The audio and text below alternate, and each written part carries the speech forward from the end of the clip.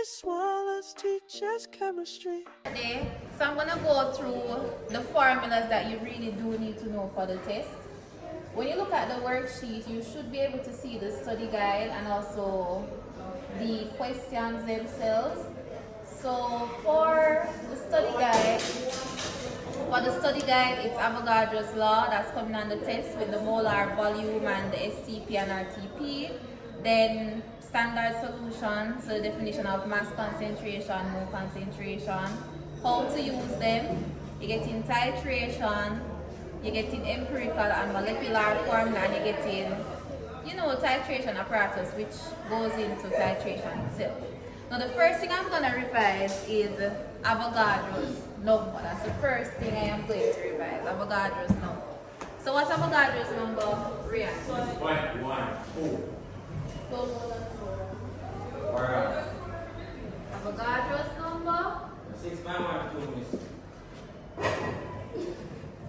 6 by what? 1, 2. This one? No, 2, 6.022 times 10 to the? 2. Okay. What is your number? What? It is very significant. It has a value. Alright, so that's Avogadro's number. What is Avogadro's law? Avogadro's law says that at constant temperature and pressure, equal volume of a gas will have equal number of molecules. Okay, so he says that at constant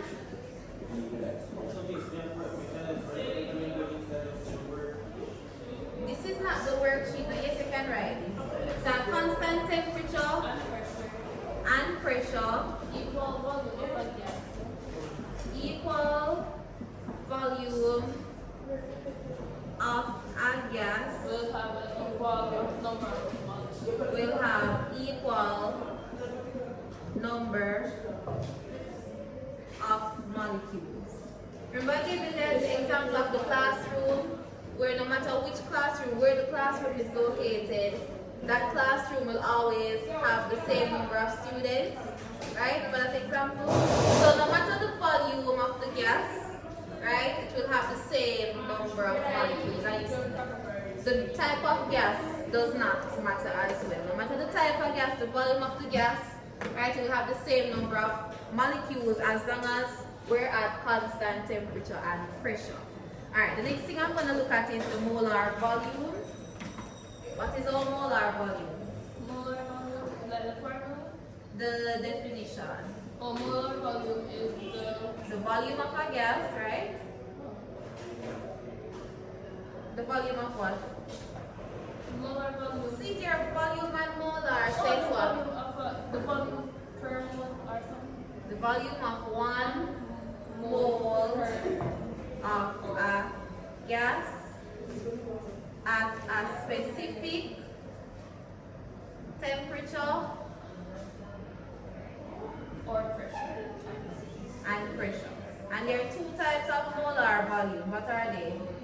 Yeah, STP and RTP. We have STP and RTP.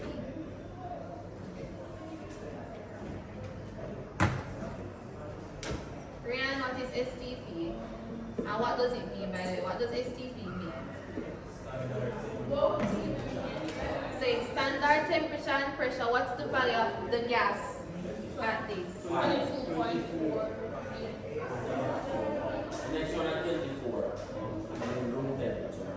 So for standard temperature and pressure is 22.4 dm cube, and at RTP, which is room temperature and pressure, 24. it's gonna be 24 dm cube. Yes.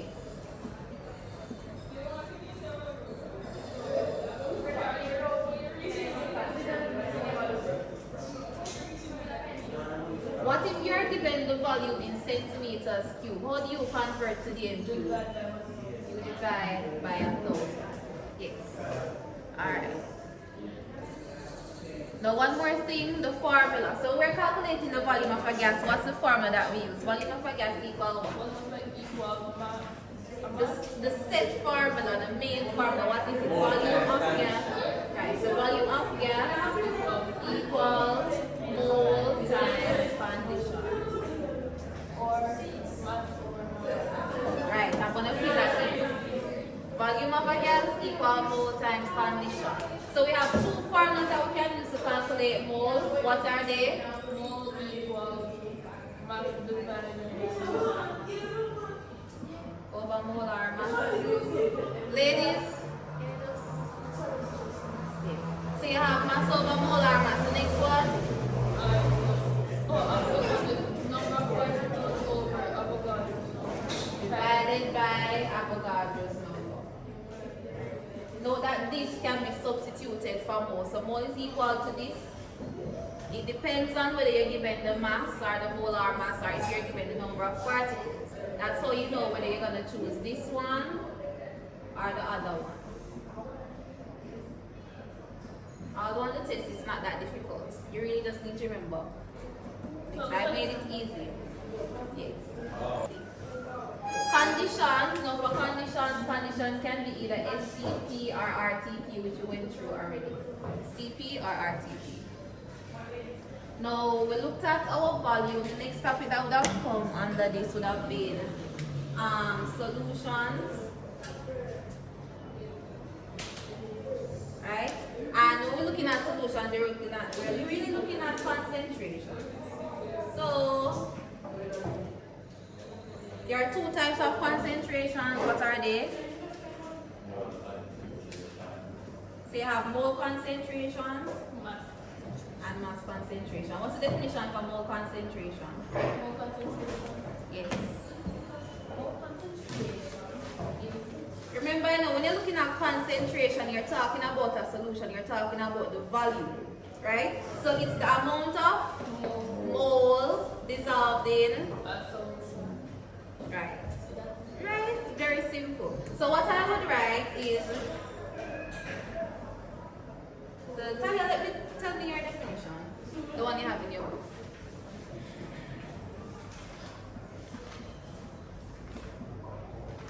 The mole of a solute dissolved in 1 dm cube of a solution. And we have two formulas that we can use to work out mole concentration. Mole of solute over volume. Right, so mole concentration equal mole of solute over volume of solution in dm cube. The next one, so shortened by the way, would be M equal N over V, where capital M means molarity or mole concentration. Any one of these words? Right, and N means mole, V is volume. The next equation would be mole concentration Equal mass concentration times molar mass. equal mass concentration times molar mass. And your units will of course cancel. The next one, so we have mole concentration, we need to do mass concentration. Rennie, have a question? Okay. This is just a summary of everything. Alright, so the next one is, yes, these are all the formulas. And on Sarah, Yes. I'm going to be uploading on YouTube, that's why I'm doing this. So I can have it. gonna do it. Well, I see it as in person. So the next one is mass concentration. What's the definition? Mass concentration. So look at this one. Look at this and tell me the definition The of mass mass of concentration. absolute dissolved in 1 dm. So it's the mass of a dissolved in 1 dm cube of a solution. And the formula is the mass concentration equal what? Mass concentration equal mass of solute over volume in dm. Mass of solute divided by the volume in dm cube. And the next one would be mass concentration equal Mole concentration times molar mass. times the mole. So this is it multiply by multiply by condition.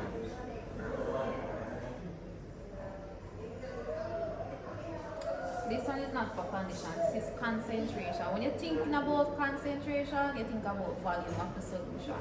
Notice how we have volume for each of them. We have volume here, volume here.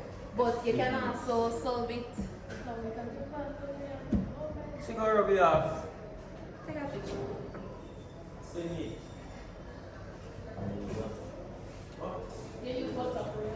And I'm gonna ask two basic questions. The two first questions you would have gotten for chemistry. How you calculate mole? Yes. Yes. Mass over molar. So mole is equal to mass over molar mass.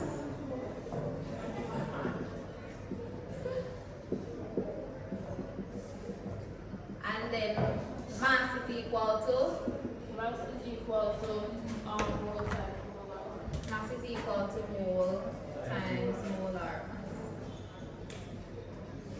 Using these two, we can get our concentration derivatives. So remember that mole is equal to mass over molar mass. So mole concentration is equal to mass concentration over molar mass. Basically, just like this, but the original. Basically, right? This guy is not it. If you know the original formula, then you will remember everything else. When you know the original formula, that's what I'm saying. You need to study. So therefore, mass concentration is going to be equal to mole concentration times molar mass. That's it. Oh, using a known substance. Yes, using a substance of known concentration. So I'm just going to write the definition. Volumetric analysis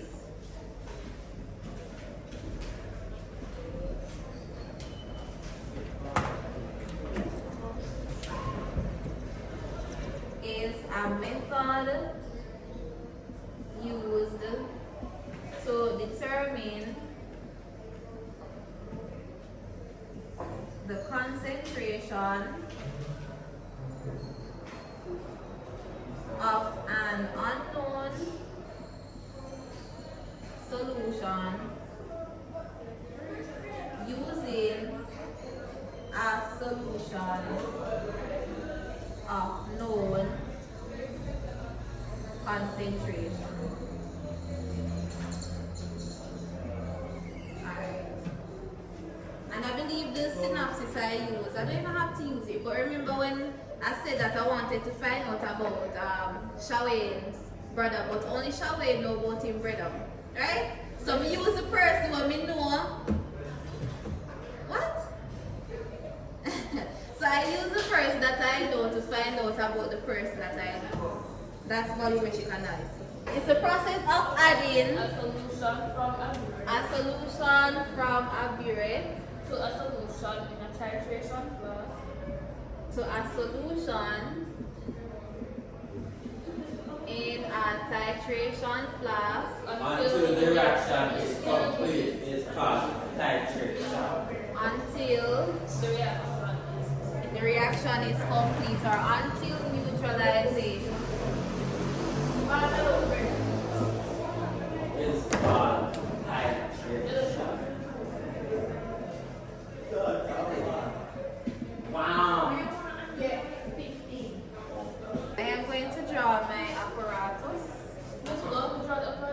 You're gonna get it. You're gonna get it. I won't tell you if you need to draw it or if but you need to do it. Oh, no, miss. No. That is the. Alright, so tell me the parts. I drew a stick. What are the parts? What do I do? So we have a pipette. I'm viewing. Alright, 1 second, let me just draw my pipette. Alright, so for the apparatus you have your pipette, and for the pipette it only measures this type of pipette, it only measures a certain volume. So if the volume is 25 ml on the pipette, that's the only volume it will measure up to the graduation mark. So if you measure below that mark or above that mark, you will not know the volume simply because the pipette only measures to that volume. Then you have your pipette filler, which is like a suction for the pipette itself. The burette is where the solution of unknown concentration, which we call the analyte, usually goes into. Notice I say the word usually because sometimes your standard solution can be placed in the burette. And then you have the conical flask, which the standard solution is placed in. Oftentimes, the standard solution is placed in the conical flask along with an indicator. So, for example, a phenolphthalein indicator, which would give a pink color in base, right? And any other indicators are used or added to the solution in the conical flask. This helps us to see our neutralization point, which will be looked at shortly. This picture is a full diagram representation for volumetric analysis. Standard solutions, they have known volume and known concentration. We know everything about standard solutions. But for analyte, we know the volume because that's what we're titrating with. But we don't know the concentration. That's our unknown. That is what we're trying to find and analyze. That would be our analyte. So let's say we're given two substances, we're given the volumes and their concentration. For example, NaOH, our base, and HCl, our acid. We're given the volume of about 50 centimeters cubed and 25 centimeters cubed hypothetically. But for concentration, we're only given the concentration of the NaOH, 0.5 mole per dl cube, or the molarity, right? So looking at this, the one that we know everything for, the one with the known volume and the known concentration, this would be our standard. And the one that we don't know the concentration for, that is going to be our answer. That's it. Now, for neutralization,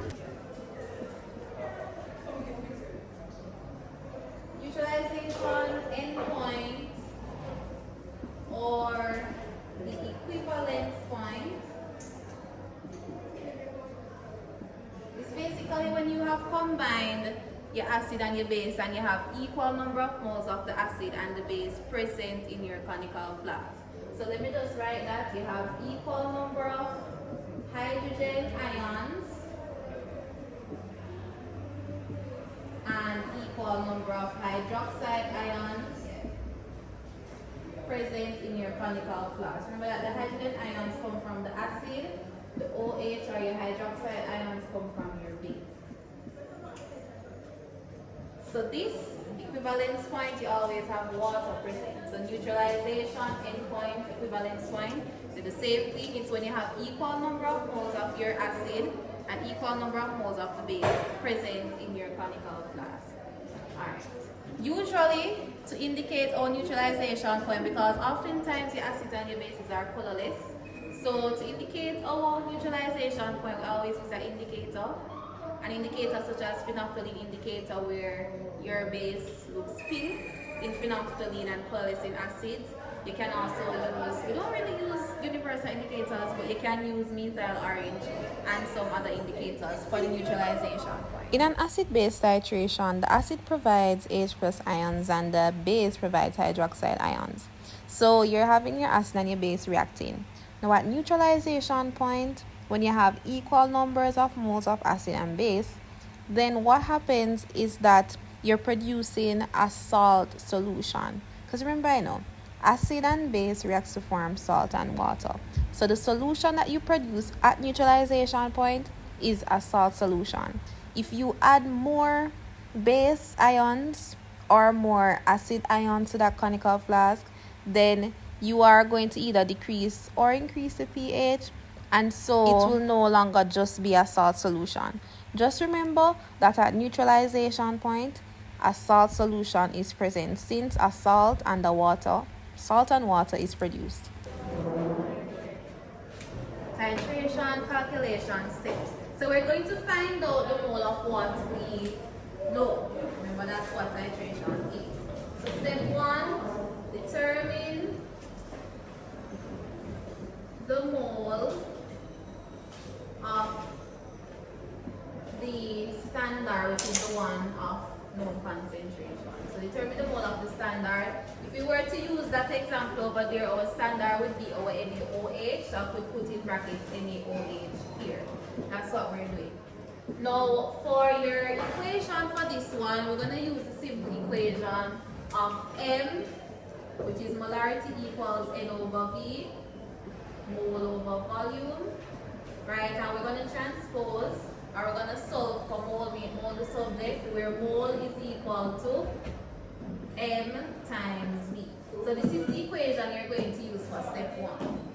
Step 1, mole of the standard, which mole is equal to concentration times volume. Let me highlight that.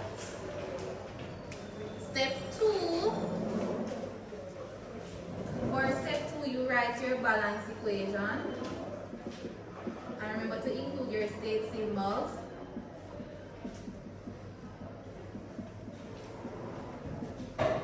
Right, and from your balance equation, you're going to create your mole ratio. So you're going to write your mole ratio, and you're going to write the moles that you would know.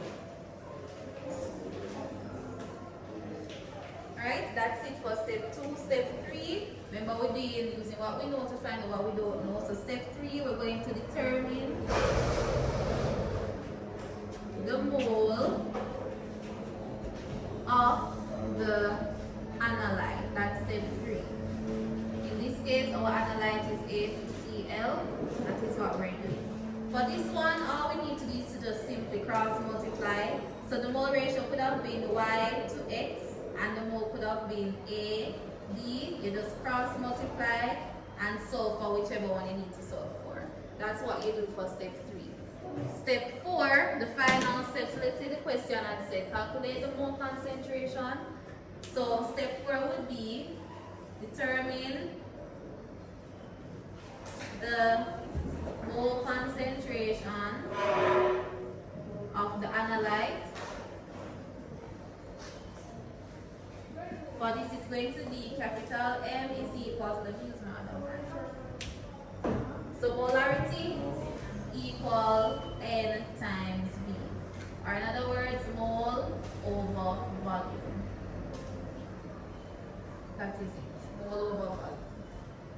Sometimes you might be asked to further calculate the mass concentration, and we already know that for mass concentration will be equal to mole concentration times molar mass. So you can just simply solve for the molar mass and use your mole concentration to find the mass concentration. Now the final thing I'm going to look at would be the empirical and the molecular formula.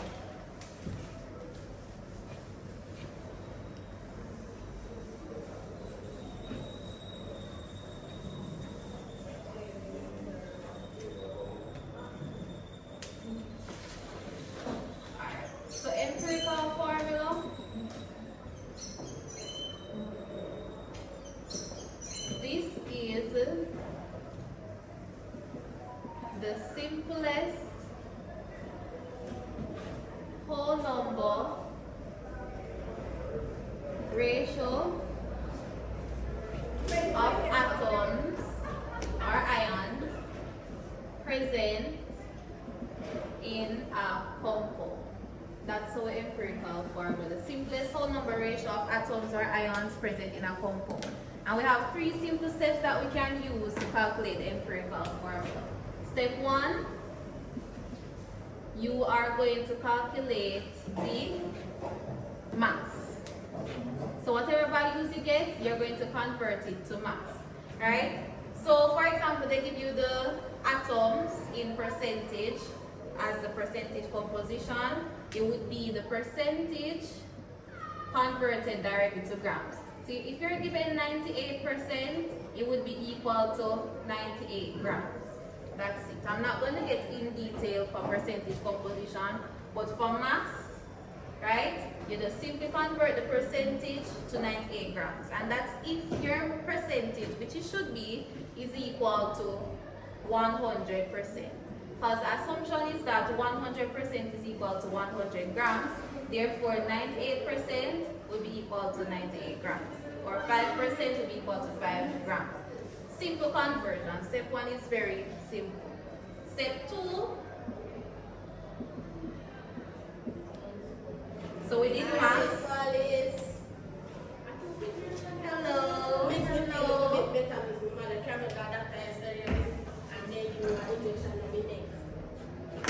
You alright? Okay. Alright, so step 2, we did step 1, which is mass. Step 2, mass mole. Right? So step 2, we calculated mole, and for mole, the formula for mole is equal to mass over molar mass.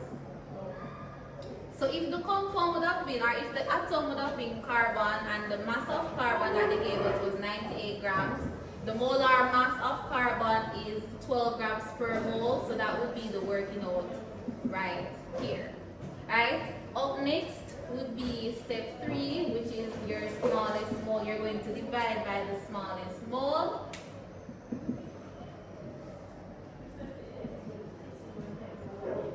And at this point, you can in fact round up or raise up your values, and whatever you get, you then write your empirical formula.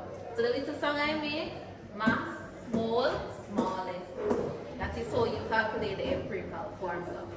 Alright, so for molecular formula, the molecular formula tells you the exact number of atoms present in the compound.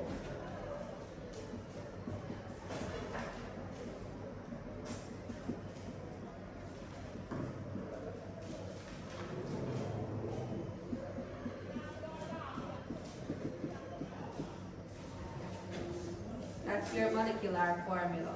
How we calculate it? I say Me is equal to me. So it's simply going to be molecular. So Me equal me, so it's M over E, right? So it's molecular formula mass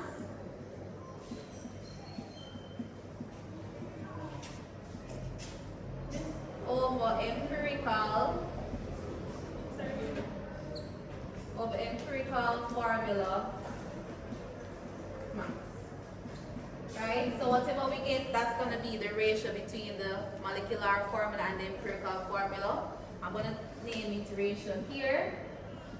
And the final thing you do, so let's say our compound would have been X and Y, and originally you're given 2 atoms of X in the empirical formula, right? For the ratio, let's say we would have gotten 5. I'm going to use my blue. For the ratio, we would have gotten 5. So what is going to be, whatever you get for the ratio here of Me equals me, you're going to multiply it by everything in your original empirical formula. So it would be 2 times 5 and 1 times 5. So therefore, our molecular formula is going to be X 10, Y 5. Note that if you were to simplify your molecular formula, you should get back your empirical formula. And that summarizes our topic. That's the end. I'm going to do one more example of empirical versus molecular, because the multiple choice will in fact have something very similar. And then I am absolutely gone. I'm finished. Alright, so let's say we have these 2 formulas, these 2 chemical formulas. You have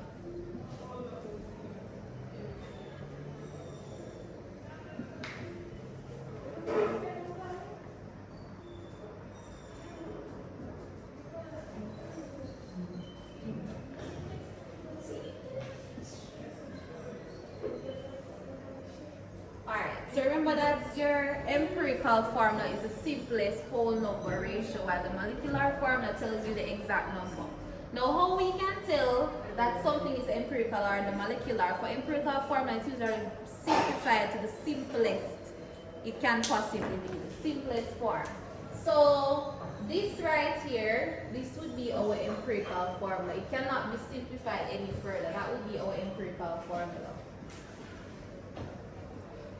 Right? But this one, know that it can in fact be simplified, so this would be our molecular. If we were to divide by their highest common factor, 6 divided by 6 will give you 1, 6 divided by 6 will also give you 1, so we'll end up back with the empirical formula. Alright, so this would be our molecular formula. same here, looking at them, notice that this one is the more simplified version. Carbon cannot be simplified any further. All of these numbers, they don't have any highest common factors. So this would be our empirical formula. And this, which can in fact be simplified if we were to use 3, right? 3 into 3 goes 1, 3 into 30, 10, 3 into 6, 2, right? So this would be our molecular formula. And that is the end. If you have any questions, feel free to ask them in the comments. Don't forget to subscribe, leave a like and a thumbs up. Until next time, that was it with Miss Molarity Chemistry. Chemistry.